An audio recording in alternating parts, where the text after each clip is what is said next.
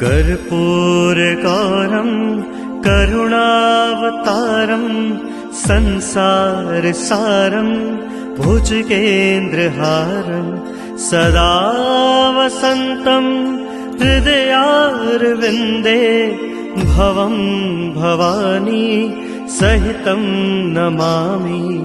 मायाकुण्डलिनी क्रियामधुमती Kali कलामालिनी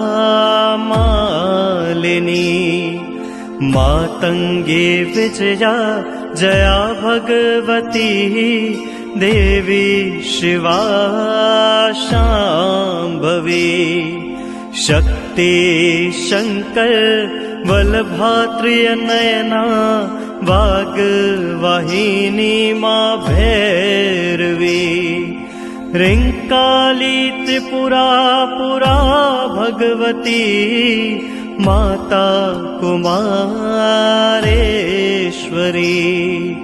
Mata कुमारेश्वरी।